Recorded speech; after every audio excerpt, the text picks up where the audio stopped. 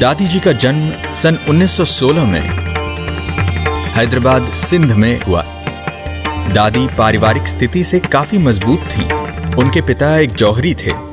दादी जानकी अपने तरुण आयु में ही एक ऐसे पथ की राही बनी जो मनुष्य को उच्च शिखर पर पहुंचाता है। जिस दौर में उन्होंने ऐसे पथ का चयन किया, उस दौरान महिलाओं के लिए समाज में कोई स्थान नहीं था। दादी का जन्म एक जौहरी परिवार में हुआ, परंतु वे कभी भी वैभवों के सुख में नहीं गईं। उनकी अंतरात्मा सदैव एक ऐसे रास्ते की तलाश में रहती थी जिससे वे अनेकों की सेवा और सुख शांति का रास्ता बता सकें। बचपन से ही वे ओजस्वी और प्रतिभाशाली थीं। उन्हें धार्मिक और आध्यात्मिक ग्रंथ कंठस्थ था। दादी जानकी 21 वर्ष की आयु में प्रजापिता ब्रह्मा कुमारी ईश्वरीय विश्वविद्यालय के साकार संस्थापक प्रजापिता ब्रह्मा बाबा के संपर्क में आईं। ब्रह्मा बाबा को देखते ही उन्होंने यह तय कर लिया कि यह वही रास्ता है जिससे श्रेष्ठ मंजिल की प्राप्ति हो सकती है। उन्होंने अपने अंदर छिपे उन सभी नकारात्मक स्वभावों को बदलने का सिलसिला प्रारंभ कर दिया, जिससे मनुष्य स्वयं को सशक्त बनकर बेहतर जीवन का निर्माण कर सके। स्वयं को और विश्व को बदलने की ललक ने दादी के पुरुषार्थ को और तीव्र कर दिया। महिलाओं के वजूद को समाज में स्थापित करने तथा विश्व भर की महिलाओं को सम्मानपूर्ण दर्जा दिलाने की क्रांति में खुद को समर्पित कर दिया। जीवन का महत्वपूर्ण निर्णय लेते हुए दादी जानकी संस्थान में समर्पित हो गईं। उनकी तपस्या और निष्ठा पूरी रफ्तार पकड़ चुकी थी। ब्रह्मा बाबा यह समझ चुके थे कि यह बच्ची आने वाले समय का नेतृत्व करेगी। इसलिए उन्होंने महत्वपूर्ण जिम्मेदारियों से पहले उनको परखने का कार्य प्रारंभ कर दिया। 14 वर्ष तक गहन तपस्या के बाद दादी का आभामंडल एक सूर्य की भांति हो गया। वे वैश्विक स्तर पर मानवीय सेवाओं की ओर उन्मुख होने लगी। नारी शरीर में होते हुए भी उन्होंने पूरी दुनिया को बताने की कोशिश की कि आत्मा का चोला कोई भी हो, परंतु उसका तप और त्याग उसे प्रकाश स्तंभ बनाए रखेगा। दादी जानकी को नर्स से लेकर कई महत्वपूर्ण कार्यों की जिम्मेदारी दी गई, जिसका वे सकुशल निर्वहन करती रहीं। मातृत्व का प्यार और शक्ति के अवतार के रूप में सुप्रसिद्ध हो गईं। संस्थान में अपनी महत्वपूर्ण भूमिका निभाने वाली राजयोगिनी दादी प्रकाशमणि को आदर्श मानते हुए दादी जानकी का आपस में गहरा प्रेम और नेतृत्व की कला संस्था प्रतिस्थापित होने में मील का पत्थर साबित हुई।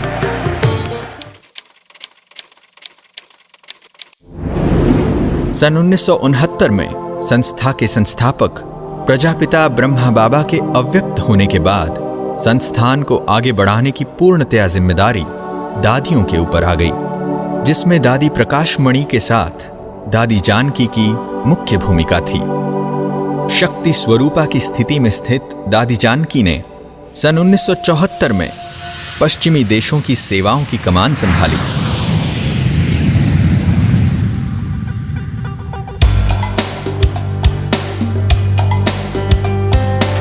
दादी जानकी को पश्चिमी देशों के स्थानीय भाषाओं का ज्ञान नहीं था, परंतु उनके आध्यात्मिक तप और प्यार की भाषा के सामने कोई भी समस्या आड़े नहीं आई।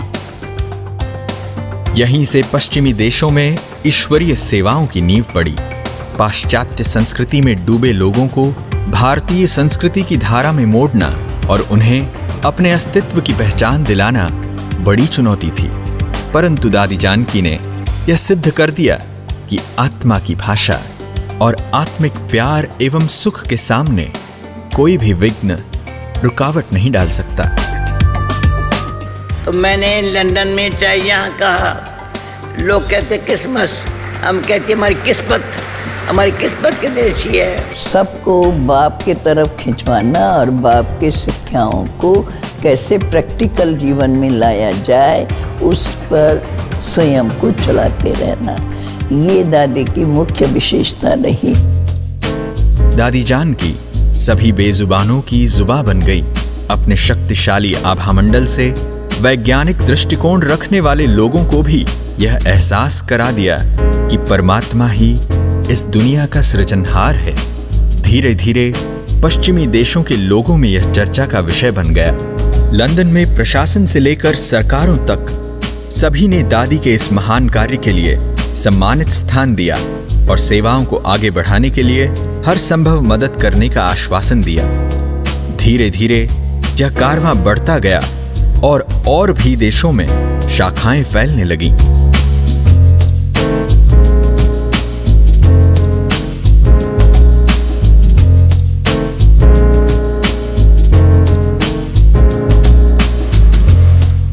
जो दादी के संकल्प थे साकार हो रहे हैं। सेवाएं इतनी फैल रही है, इतने लेवल पर हो रही है, परंतु बाकी तो दादी ज़रूर यही चाहेंगे कि हर आत्मा जल्दी में जल्दी अपनी संपन्न अवस्था, कर्मातीत अवस्था को प्राप्त करे। इसके साथ ही दादी ने राजयोग ध्यान का तप इतना तेज कर लिया कि वे जल्द ही दुनिया की सबसे स्थिर चित्त महिला की श्रेणी में शुमार हो गईं। प्रतिष्ठित वैज्ञानिकों ने दादी के मन की स्थिरता की माप भी की। संकल्प शक्ति का कमाल दिखाने वाले यूरी गेलर ने भी दादी के योग की शक्ति का लोहा मान लिया। साथ ही यूनिवर्सिटी ऑफ टेक्सास में भी दादी को विश्व की स्थिर चित्त महिला का खिताब दिया गया। दादी का आध्यात्मिक प्रकाश पूरे विश्व में फैलने लगा। भारत पूरे विश्व का विश्व गुरु रहा है। इसको दादी जानकी ने पूरे विश्व को बताने का प्रयास किया कि भारत भगवान की अवतरण भूमि है। संस्था की पूर्व मुख्य प्रशासिका राजयोगिनी दादी प्रकाशमणि के देहावसान के बाद 27 अगस्त 2007 को उन्हें संस्था की मुख्य प्रशासिका का कार्यभार सौंपा गया। पूरे विश्व में नेता से लेकर अभिनेता, बच्चों से लेकर हर वर्ग के लोगों ने दादी में अपनी मां का वात्सल्य महसूस किया और इस तरह दादी पूरे विश्व की दादी मां के नाम से प्रसिद्ध हो गईं। उनकी प्रेरणा तन और मन की स्वच्छता के साथ बाहरी स्वच्छता के मजबूत संकल्पों के कारण देश के प्रधानमंत्री ने दादी को स्वच्छ भारत मिशन का ब्रांड एम्बेसडर बनाया है। इसके साथ ही दादी को गीतम यूनिवर्सिटी ने डॉक्टरेट की डिग्री से नवाजा। यह बताने के लिए काफी है कि उनकी कनेक्टिविटी लगातार ऊर्जा के सागर परमात्मा से जुड़ी हुई है। शरीर भले ही असमर्थ हो जाता है, परंतु मन की ऊर्जा शरीर को भी स्वस्थ और ऊर्जावान बना देती है।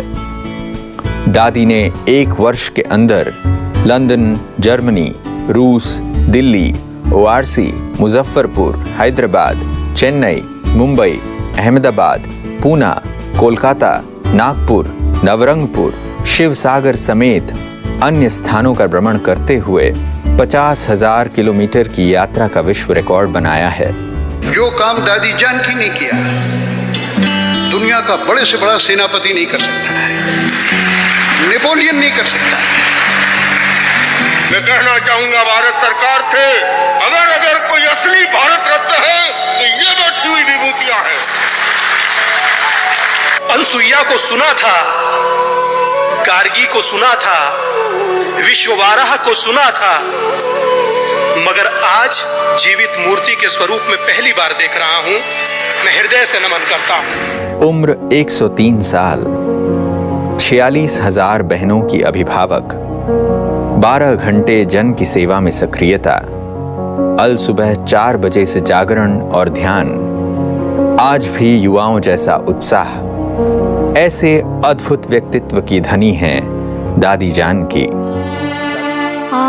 लौट के आजा मेरे मीत,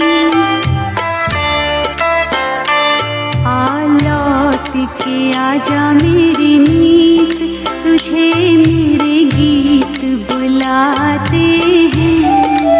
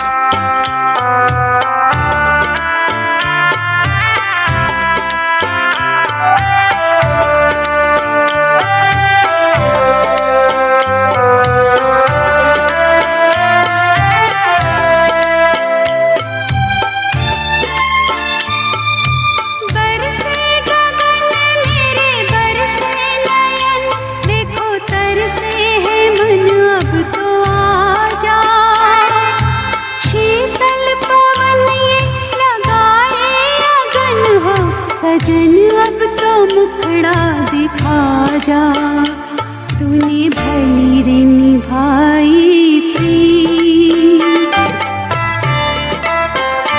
तूने भली रे निभाई प्रीत, तुझे मेरे गीत बुलाते हैं।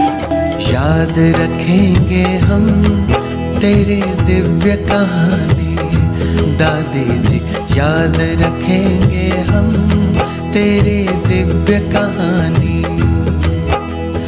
मुरलीधर और मुरली के तुम थे खूब दीवाने, मुरलीधर और मुरली के तुम थे खूब दीवाने।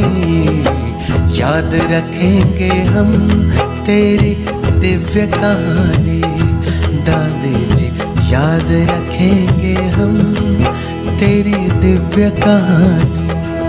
जनक विदेही कहकर जब बाबा ने तुम्हें पुकारा, पल भर में तुमने वैसा ही अपना स्वरूप धारा।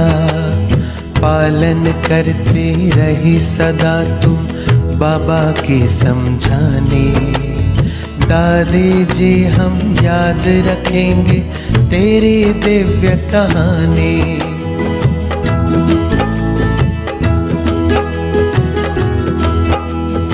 ओम शांति का मंत्र आपने अर्थ सहित उच्चारा। स्वयं प्रभु और घर की याद का देती रही इशारा। बांटे तुमने वरदान सभी को बन कर के वरदानी। दादी जी हम याद रखेंगे तेरी दिव्य कहानी।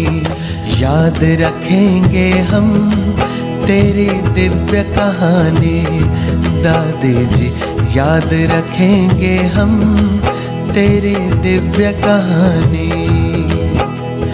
मुरलीधर और मुरली की तुम थे खूब दीवाने, मुरलीधर और मुरली की तुम थे खूब दीवाने। याद रखेंगे हम तेरी दिव्य कहानी दादी जी, याद रखेंगे हम तेरी दिव्य कहानी दादी जी, याद रखेंगे हम तेरी दिव्य कहानी।